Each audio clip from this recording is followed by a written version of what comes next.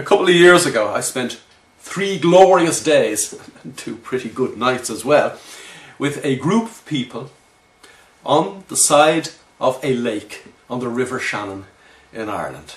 And the sun shone for the 3 days, which is quite unusual in Ireland.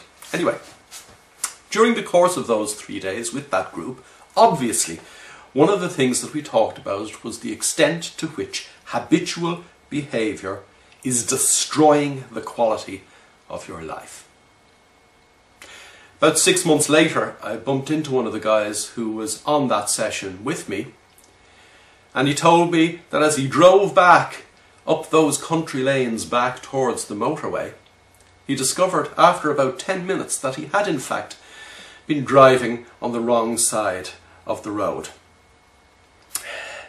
The point I want to make is that when you begin to tear apart the fabric of your habitual automatic life, when you begin to depotentiate your mind from its habitual automatic mode, you can accidentally begin to tear apart some of the habits that are actually for your own good, like the habit that you have of driving on the right side of the road.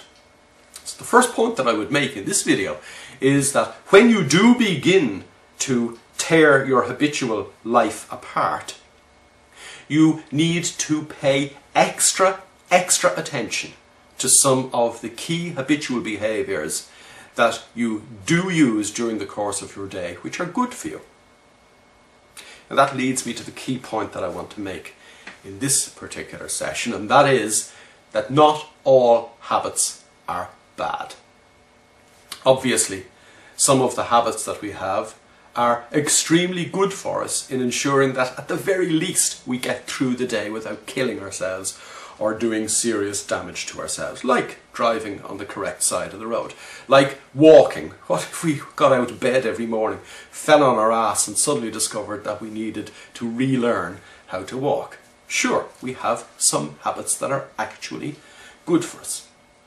But what you have to do is actually distinguish between the habits that are good for you and all the other little habits that offer you the opportunity to begin to change the habitual mode in which you barely exist as a human being. The point I'm making is that at the start of each day, you need to decide a few things that you normally do habitually during the day that are going to be mental exercises for you, that you are deliberately going to do differently.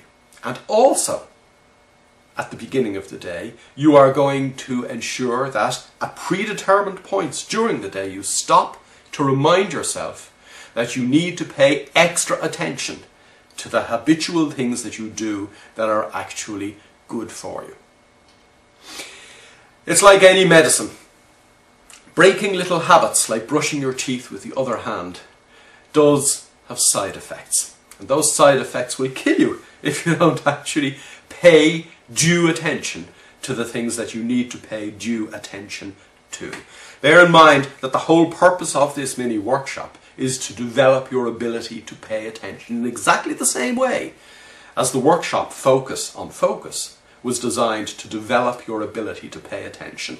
Why? Because neuropsychological research proves that your ability to be happy and successful is directly related to your ability to pay attention. And that's where we're at here. So, see you in the next video, and in the next video we'll talk about some other habits that are actually good for you.